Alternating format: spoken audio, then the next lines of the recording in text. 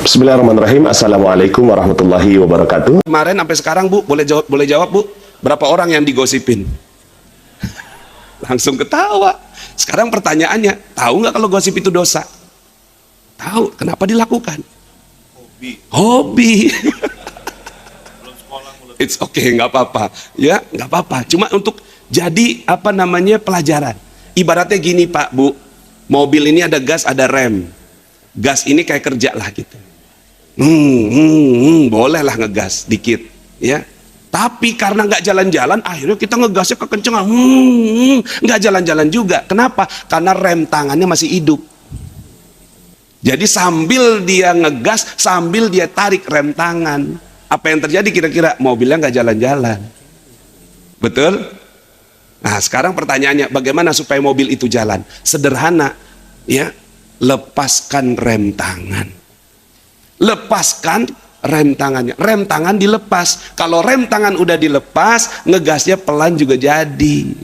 Makanya orang bunzalan itu kerjanya pasti lebih santai daripada orang lain.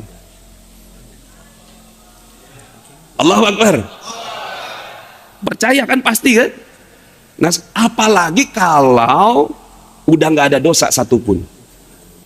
Kira-kira gimana tuh? Kita masih ada tuh narik kan, ya. Sifatnya rem tangan ini, rem tangan kita bukan rem tangan mobil ya, rem tangan kita ini sifatnya diturunin naik lagi, turunin naik lagi, turunin naik lagi. Tobat sekali dosanya 2 kali, tobat 2 kali dosanya 3 kali, gitu tuh. Makanya apa yang harus kita lakukan? Orang lain di luar sana workaholic, gila kerja. Kalau orang munzalan gila taubat, namanya taubaholic. Ini jurus yang pertama. Nah, gimana caranya? Teruslah bergosip, Bu.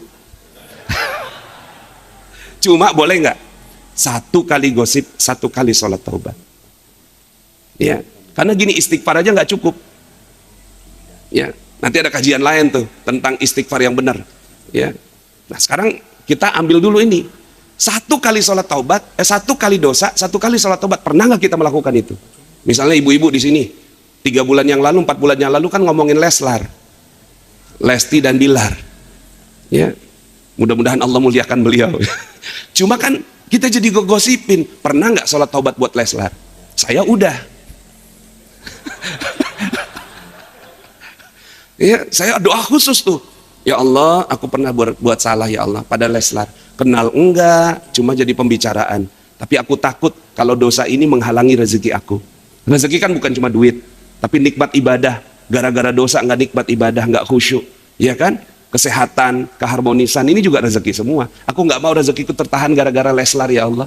Maka inilah sholat taubat yang aku lakukan. Usolli sunata taubat rokaatain lillahi ta'ala. Allahu Akbar. Selesai, turun tuh. Ya. Pernah Pak di sini, bapak-bapak pernah mau ngomelin anak Pak? Pernah ngomelin anak? Pernah nggak setelah ngomelin anak sholat taubat? Belum pernah ya? Pakai cara ini, siapa tahu nih, ya. Jadi. Ya. Saya waktu itu Pak minus 21 miliar. Yang diajarkan sama kiai saya cuma 1, sering-sering kamu sholat taubat. Saya pernah 1 malam 57 kali sholat taubat. Saking nggak ada lagi yang bisa dilakukan. 21 miliar, debt collector datang berjilid-jilid, dilaporkan polisi. Ya. Nah kata kiai saya, sholat taubat yang banyak. Ya. Banyak-banyak sholat taubat lagi, sholat taubat lagi. Akhirnya sekarang ini Pak, hampir tiap hari sholat taubat. Ya. Dan sholat taubat ini gampang, ya. Kan bapak-bapak kan biasa tahiyatul masjid, ya.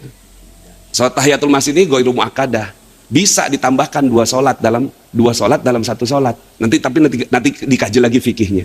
Jadi usolli sunnatat tahiyatul masjid wa usolli sunnatat taubat rakaataini lillahi ta'ala, 2 in 1.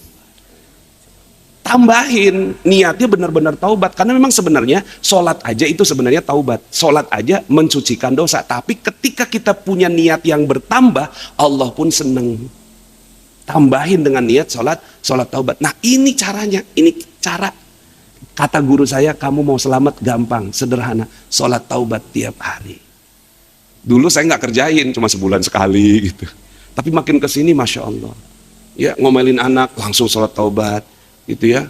Kemarin Pak Ahok, ya kan saya orang Jakarta Bapak Ibu, Pak Ahok ramai banget dibicarakan. Aduh, itu ya rasanya tuh memang ada rasa amarah, rasa nggak enak, dan itu kan nggak bagus. Gitu ya. Orang-orang pada ngomel segala macam di Facebook, saya gelar sejadah. Ya Allah, mohon maaf ya Allah, ini sholat taubat aku khusus untuk Pak Ahok. Allahu Akbar. 2 kali saya sholat taubat khusus buat Pak Ahok. Selesai, hati nggak gelisah lagi. Nah, ini yang pertama. Mudah-mudahan ini bisa dipakai ijazahnya nih. Ya. Kalau mau, apalagi sekarang Ramadan. Ramadan kalau bisa gitu ya, dirinci siapa sih orang yang pernah kita zolimin, ada nggak sih orangnya, secara khusus coba gitu, tambahin sholatnya gitu. Ya, yang memang yang paling bagus sholatnya sholat taubat secara khusus. Ini kan muka-muka sholat duha, sholat tahajud semua. Tambahin sholat taubat. Kalau itu ada, nanti Allah akan buka rezekinya. Setelah itu, Bapak Ibu, ngegasnya pelan aja jadi. Bapak Ibu nggak pernah tuh, saya yakin ngegasnya sampai kenceng banget tuh. Cuma pembalap yang ngegasnya sampai dalam. Ya kan? Kalau udah jalan mah tuh, ngegas pelan. Nah, orang Islam itu kerjanya kayak orang Arab. Bangun jam 10, buka toko jam 11, mau zuhur tutup pintu, ya habis zuhur baru buka pintu lagi, sebelum asar udah tutup pulang. Rezekinya lebih banyak daripada kita. Penghasilan Qatar itu 150 juta per bulan UMR-nya.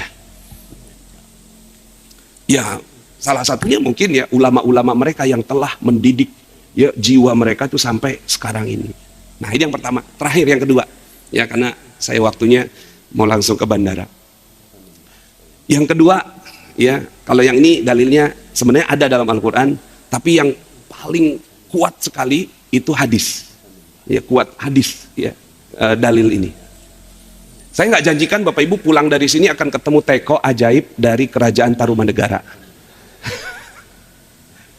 Tiba-tiba gitu ya, pas jalan ke Sandung, pas ke Sandung buka, apa nih teko, ternyata pas digosok keluar jin gitu. Baru pulang dari Masjid Munzalan ya. Aku janjikan 3 perkataan, ya aku akan kabulkan. Saya nggak janjikan itu Bapak Ibu, saya janjikan yang lebih hebat daripada itu. Allahu Akbar. Ya, jin ma Aladin cuma 3 permintaannya. Ini permintaannya banyak, semua dikabulkan. Coba tangannya begini, ya, tunjuk mulutnya, ulangi kata-kata saya. Hai kamu, kamu adalah pintu keajaiban. Semua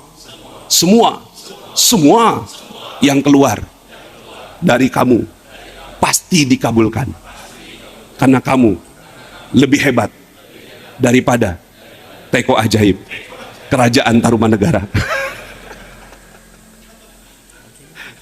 Iya Pak, ini Masya Allah ternyata simpel ilmunya. Kita ini sebenarnya udah ajaib dari sananya. Udah ajaib dari sananya. Kenapa? Pabrik kita di sorga.